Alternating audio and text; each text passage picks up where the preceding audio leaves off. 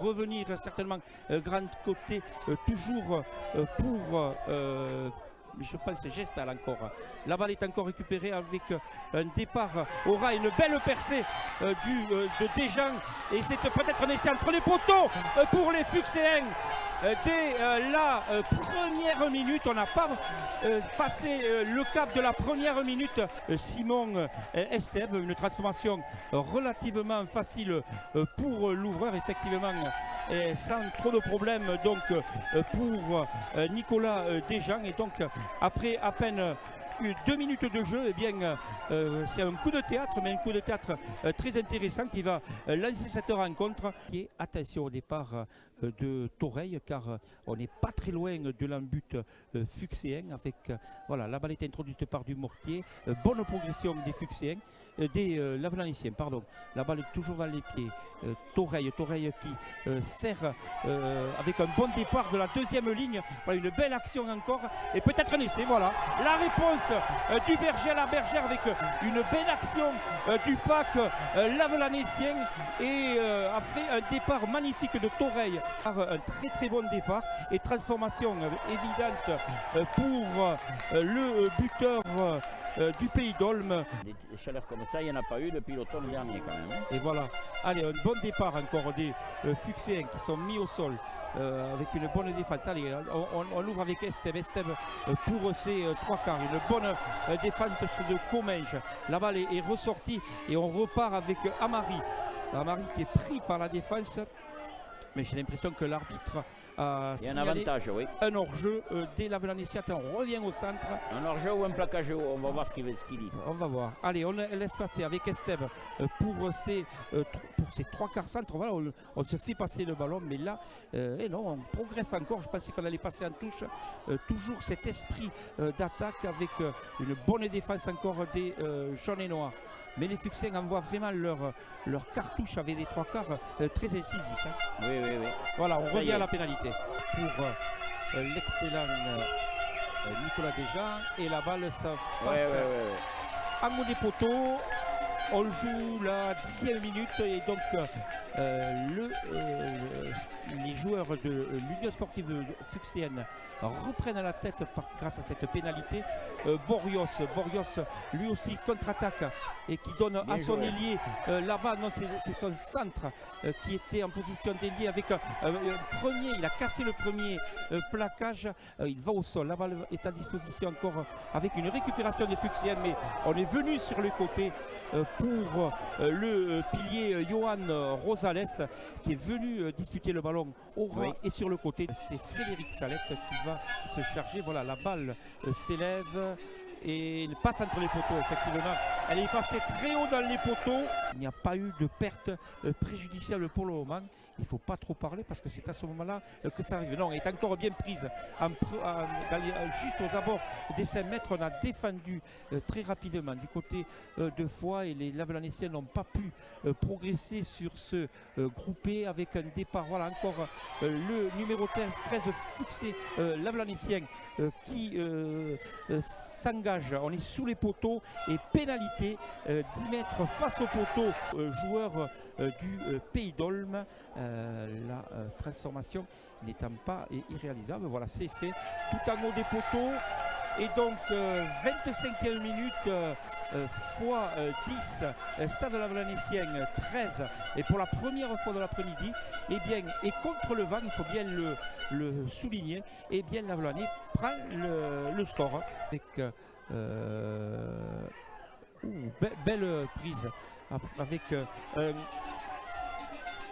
avec un lancer de Cédric Rouch et une bonne progression du Lavelané fuxéen qui est bien parti avec un départ de Gestal qui s'est un peu coupé de ses soutiens, mais il a pas mal joué avec. Voilà, on essaie de. Petite faute, il n'y a pas en avant, c'est encore en arrière, mais on a perdu du terrain. Regardez, la défense lavelanécienne a ramené, alors que là, une bonne perforation cependant pour l'ailier Fuxé avec un bon départ au ras et peut-être un essai. Oh, un bon plaquage, un très bon plaquage, mais ce n'est pas fini avec l'action et essai des Fuxéens. Et c'est magnifique. Et c'est magnifique et je n'ai pas vu, c'est quand même marqué. Ces poteaux de jeu, ça va continuer à relancer cette rencontre. Voilà, transformation réussie par Sandré. Et cette fois-ci, c'est Foix qui reprend le large grâce à cet essai et cette transformation 17-13. Au contraire, il en faut un peu de ça. Ah, ça. Les Lavelanéciens sont déréglés du côté de la touche. Et récupération des Foix avec une bonne action là, il y a du surnombre, on est revenu, mais bonne récupération, on est bien revenu à l'intérieur et on a trouvé Julien Lopez. Attention, il y a beaucoup de monde là-bas. Il y a du soutien. Voilà, on fait des passes. Je crois qu'il y a un hors-jeu de la défense. Oui, et certainement une pénalité à suivre avec toujours l'avantage pour Foix. Foix qui fait une remarquable deuxième mi-temps. Je vous dis, attention, oulala, il y a peut-être un décalage. Et voilà, et c'est pour Foix. Et c'est entre les poteaux pour les Fuxéennes marqués par Anthony Sandré. On n'a pas défendu, il y avait du surnombre. Donc l'arrière défense lavelanécienne s'est laissé aspirer. C'est une transformation réussie. Sandré. Allez, l'introduction. Les Lavelanéciens récupèrent le ballon. Oula, ça c'était juste. Avec un départ de poteau au ras qui trouve son demi de mêlée, qui est pris par la défense lavelanécienne. Oula, les Fuxéens ont retrouvé vraiment de l'énergie depuis le début de la deuxième mi-temps. Et je crains que la défense lavelanécienne soit en train de se déliter un peu. Ah, là par contre, bon pressing, bon contre-ruck et ils vont pouvoir récupérer le ballon. Rassurer ses troupes en marquant 3 petits points. Voilà, là-bas, le très bon coup de pied. Et à la longueur, je suis passé à la direction. Et elle passe. Elle passe, donc c'était important pour Lavelanais. Surtout qu'il n'y avait pas d'action de jeu. Et des 51 mètres, eh bien, Frédéric Salette va peut-être rassurer ses copains.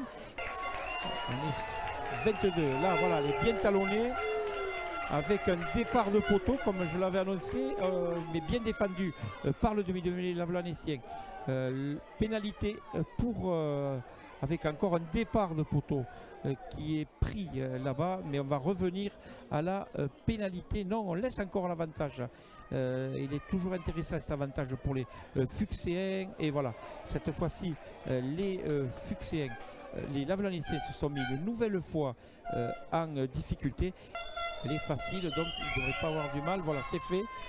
Tout en haut des poteaux. Et donc, après 60 minutes de jeu, 27 pour Foix, 16 pour Lavelanet. Voilà, on demande, les entraîneurs Fuxéens demandent d'être vigilants au ras de cette mêlée. Voilà, là, elle est bien talonnée, ça y est.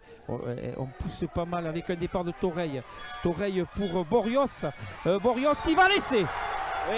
Borios qui remet Lavelanet dans le bon sens à 5 minutes, même pas 4, 3 minutes de la fin du match. Facilement, oui. Allez, Salette. Et la balle passe entre les poteaux. Hein. Frédéric Salette ramène Lavelanet à 4 points, 27 à 23. Allez, 5 minutes de folie. On l'espérait sans trop y croire. Hein. Tous les supporters qui ne sont pas dans les tribunes se sont mis derrière l'embut de Foix. Oh là. Attention, dernière action. Allez, voyons. Avec Pouille qui s'en va. Il a bien fait. Attention, il y a peut-être un décalage de l'autre côté là-bas, côté lavelanécien. Avec Borios qui rentre encore. On est dans les 15 derniers en avant. En avant. Et là, je pense que les Fuxéens vont se qualifier car à notre chronomètre, c'est pratiquement fini. Voilà, c'est fini. Et victoire de l'US Foix.